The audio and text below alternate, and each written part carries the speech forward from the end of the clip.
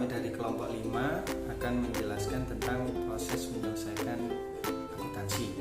Sebelumnya, terima kasih kepada dosen pengampu kami, yaitu Ibu Resa Dwi Ayu Pangestu Mulyono, karena atas bimbingan beliau kita dapat membuat ini. Sebelumnya saya perkenalkan dulu anggota kami. Yang pertama adalah saya sendiri, Chandra Diuda Brilian, dengan NIM 208 101 101 126. Sebelumnya, perkenalkan, nama saya Adinda Nurayu Sentari dengan nomor induk mahasiswa 2008 10081011033. Perkenalkan, nama saya Putri Eflatunia dengan NIM 2008 1010108. Nama saya Wanda Dwi Savitri dengan nomor NIM 2008 100101023.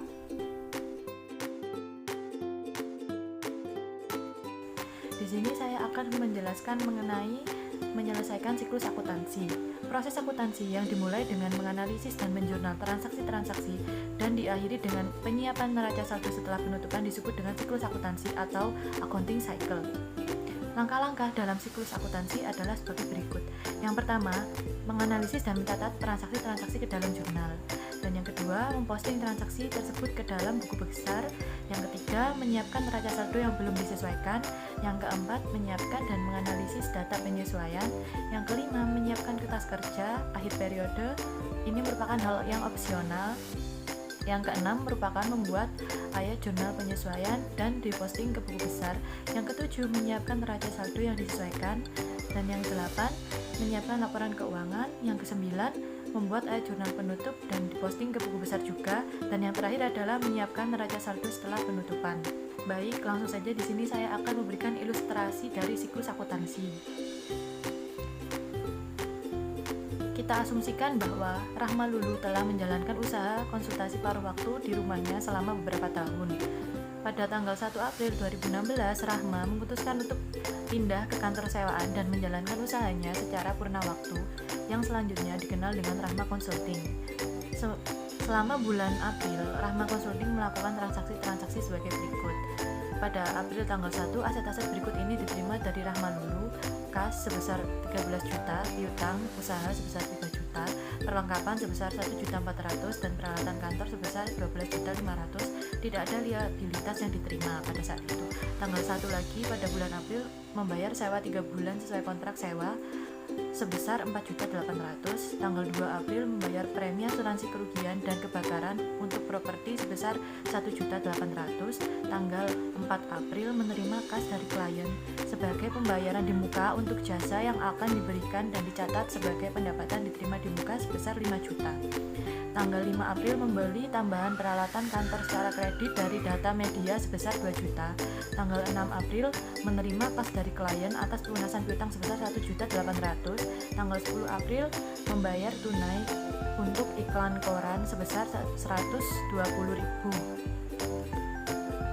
Selanjutnya, pada tanggal 12 April membayar data media sebagian dari utang pembelian tanggal 5 April sebesar 1.200.000. Tanggal 12 April lagi mencatat jasa yang disediakan secara kredit untuk periode 1 sampai dengan 12 April sebesar 4.200.000. Kemudian tanggal 14 April membayar gaji 2 mingguan resepsionis paruh waktu sebesar 750.000.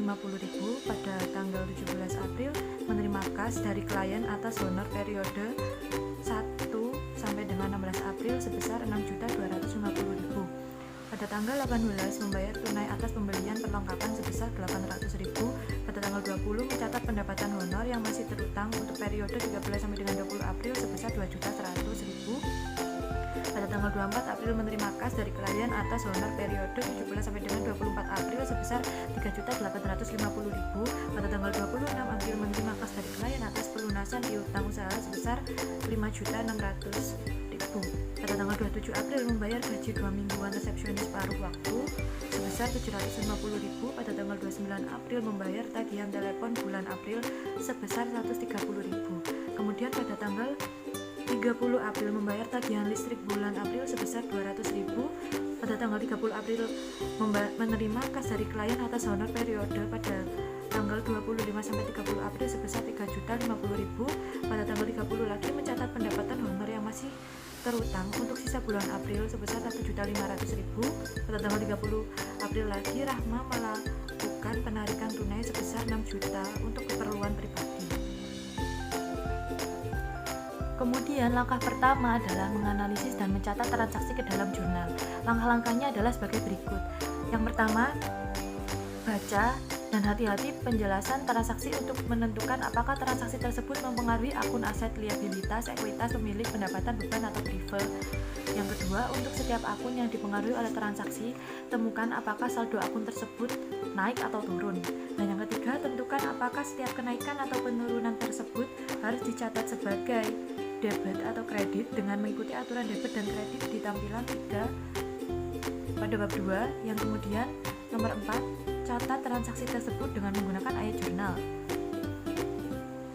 Kode akun perusahaan berguna dalam menentukan akun mana yang dipengaruhi oleh transaksi. Kode akun untuk Rahma Consulting ditunjukkan sebagai berikut.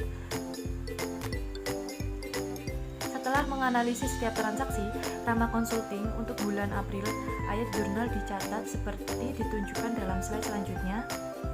Ayat jurnal bulan April untuk Rahma Consulting adalah sebagai berikut. Bisa Anda lihat akun apa saja yang bisa masuk ke dalam debit dan kredit sudah ditentukan di sana. Selanjutnya, baik, langkah kedua adalah memindahkan transaksi ke buku besar. Langkah-langkahnya adalah sebagai berikut. Yang pertama, tanggal dicatat di kolom tanggal. Yang kedua, jumlah dicatat di kolom debit atau kredit. Yang ketiga, halaman jurnal dicatat di kolom referensi posting. Yang keempat, nomor akun dicatat di kolom referensi posting di dalam jurnal. Berikut ini adalah merupakan buku besar untuk Rahma Consulting. Di sini terdapat saldo. Yang saldo itu merupakan tempat akun yang sebenarnya. Contohnya di sini adalah akun kas. Referensi posnya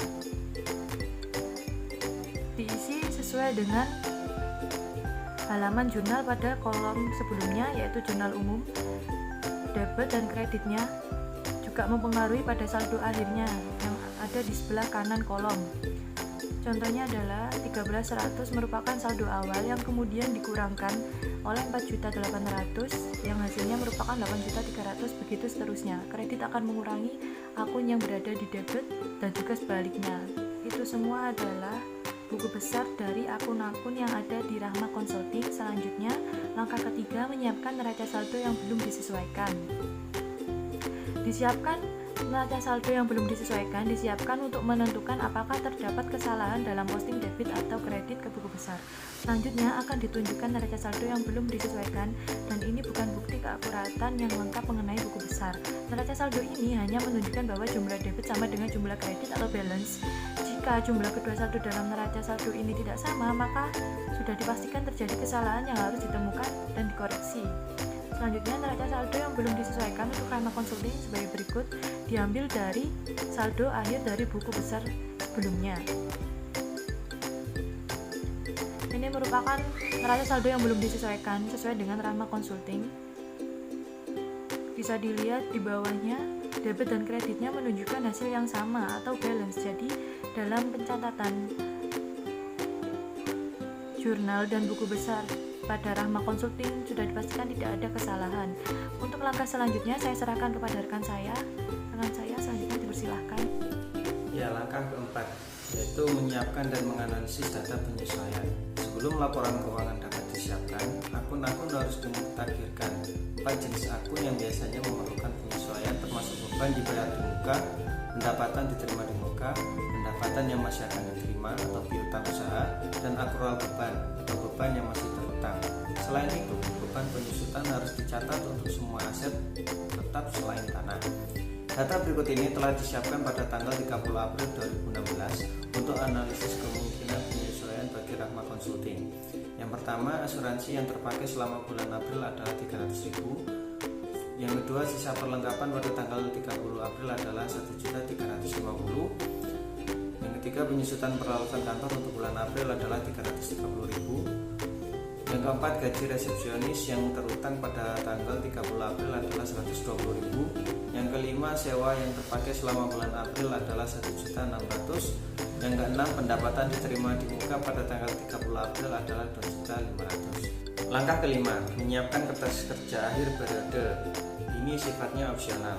Walaupun kertas kerja akhir periode tidak diperlukan, kertas kerja ini sangat berguna dalam menunjukkan alur informasi akuntansi dari neraca saldo yang belum disesuaikan ke neraca saldo yang disesuaikan dan laporan keuangan. Selain itu, kertas kerja akhir periode juga berguna dalam menganalisis pengaruh dari penyesuaian yang diajukan terhadap laporan keuangan. Ini kita sajikan kertas kerja akhir periodenya. Terdapat kolom neraca saldo yang belum disesuaikan, totalnya adalah 56.750.000. Baik di debit maupun di kredit totalnya harus sama, dan yang penyesuaian itu totalnya 5.700.000. Baik di debit maupun kredit juga harus sama, dan neraca saldo yang belum disesuaikan baik debit dan kredit totalnya sama-sama 57.200.000. Selanjutnya yaitu langkah keenam, membuat ayat jurnal penyesuaian dan memindahkannya ke buku besar. Ayat jurnal penyesuaian untuk Rahma Consulting disiapkan berdasarkan data penyesuaian di langkah 4 sebelumnya. Setiap ayat jurnal penyesuaian mempengaruhi paling tidak satu akun laporan laba rugi dan satu akun laporan posisi keuangan. Penjelasan untuk setiap penyesuaian termasuk perhitungannya biasanya disertakan dalam setiap ayat jurnal penyesuaian. Setiap ayat jurnal penyesuaian yang ditunjukkan setelah ini diposting ke buku besar. Di buku besar, ayat jurnal penyesuaian ini ditulis sebagai ayat jurnal penyesuaian, dan ini adalah jurnal penyesuaian dari Rahma Consulting. Di situ dijelaskan ada beban asuransi masuk ke debit sebesar 300.000 dan asuransi dibayar di muka masuk ke kredit sebesar 300.000, dan beban perlengkapan di debit masuk 850.000, dan dapat 850.000 ini didapat dari perhitungan 2.200.000 dikurangi 1.350.000, dan itu disertakan perhitungannya. Dan selanjutnya total yaitu 5.700.000 baik debit dan kredit pada sama. Langkah ketujuh adalah menyiapkan neraca saldo yang telah disesuaikan.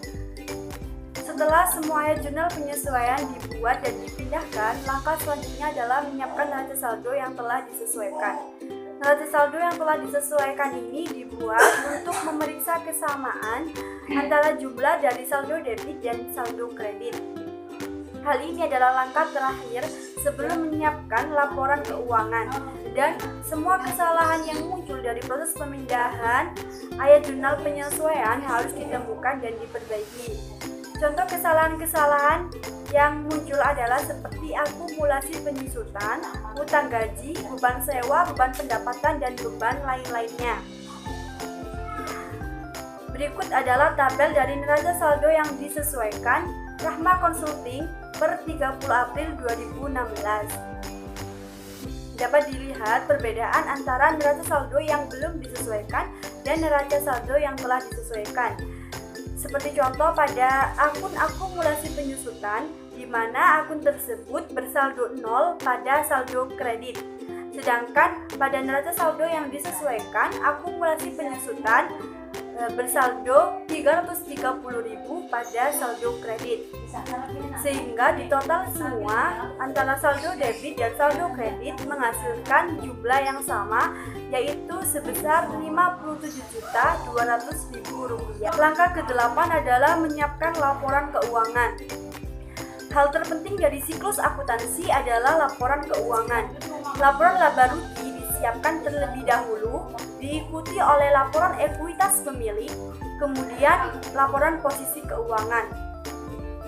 Laporan keuangan dapat disiapkan langsung dari neraca saldo yang disesuaikan, kertas kerja akhir periode, atau buku besar. Laba neto atau rugi neto ditunjukkan dalam laporan laba rugi, disajikan dalam laporan ekuitas pemilik bersama dengan penambahan investasi dan juga penarikan oleh pemilik. Saldo akhir modal pemilik dilaporkan di laporan posisi keuangan dan ditambahkan dengan jumlah liabilitas untuk menyamakan jumlah aset. Berikut adalah tabel dari laporan laba rugi Rahma Consulting per 30 April 2016.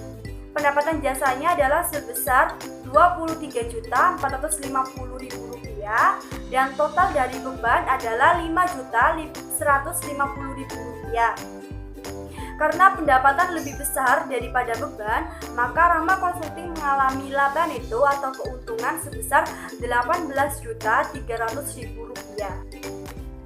Sedangkan berikut adalah tabel dari laporan ekuitas pemilik Rahma Consulting per 30 April 2016, di mana modal Rahma Lulu 1 April 2016 sebesar 0.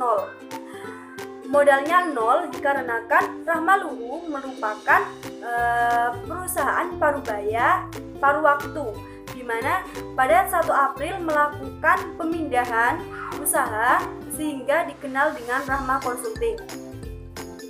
Kemudian melakukan investasi selama bulan berjalan sebesar 30 juta dan menghasilkan laba sebesar 18.300.000, sehingga totalnya adalah 48.300.000. Dikurangi penarikan sebesar 6 juta sehingga hasilnya adalah 42.300. Dan 42.300 merupakan kenaikan pada ekuitas pemilik, sehingga modal Rahma Lulu pada 30 April 2016 adalah sebesar Rp40.300.000. Berikut adalah laporan posisi keuangan dari Rahma Consulting per 30 April 2016, di mana ada akun aset, liabilitas, dan ekuitas.